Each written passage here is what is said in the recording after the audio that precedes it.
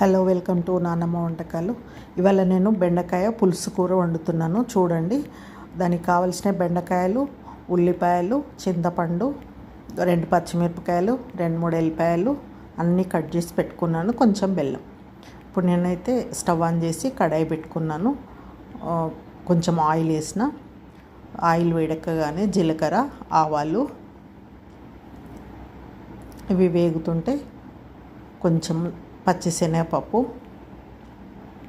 ఇది పులుసులో అయితే ఇట్లా తాలింపులో వేగిన తర్వాత పులుసులో ఉడుకుతుంది కదా, కొన్ని మెంతులు వేసుకున్నాను.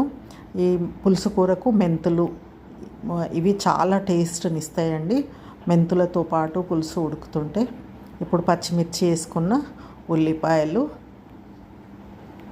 వెల్లుల్లి కట్ చేసినాయి. వెల్లుల్లి కట్ చేసి ముక్కలుగా ఎందుకు వేసానంటే పులుసులో ఉడికితే చాలా టేస్టీగా ఉంటాయి.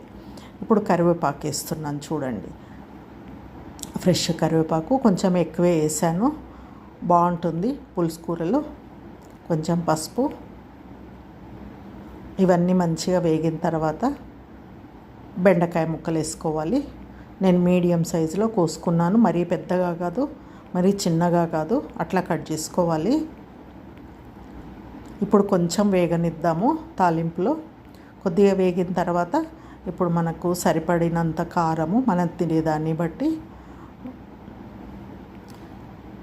ఉప్పు, చింతపండు కదా కొంచెం పడుతుంది, 2 టీ స్పూన్లు వేసాను. ధనియాల పొడి, ఇవన్నీ వేసి మంచిగా కలపాలి. కలిపి మళ్ళీ ఒక 2 నిమిషాలు మూత పెట్టుకుంటే ఆ ఉప్పు కారంలో బెండకాయ ముక్కలు మగ్గుతాయి. కొంచెము మగ్గిన తర్వాత ఇప్పుడు మనం నానబెట్టుకున్న చింతపండు అట్లా రసం తీసుకొని పోసేసుకోవాలి. చూడండి, ఆ విధంగా కొంచెము జీలకర్ర, మెంతులు వేయించి చేసిన పౌడరు ఒక 1/2 టీ స్పూన్ వేసిన, కొంచెం బెల్లం ముక్క. ఇప్పుడు అదైతే కొంచెం ఉడకనిద్దాము. దానికి కొంచెం కొబ్బరి పొడి యాడ్ చేశానండి లాస్ట్. ఇది ఇష్టం ఉంటే వేసుకోవచ్చు, లేకుంటే వదిలేయచ్చు. ఒక్కొక్కసారి నువ్వుల పొడి కూడా వేసి చేస్తాము. కొత్తిమీర కూడా వేసేసాను. ఇప్పుడంతా కొంచెం ఉడకనివ్వాలి కూరను, ఒక 2-3 నిమిషాలు. చూడండి, మనకు కూర అయితే ఈ విధంగా ఉడికి రెడీ అయిపోయింది.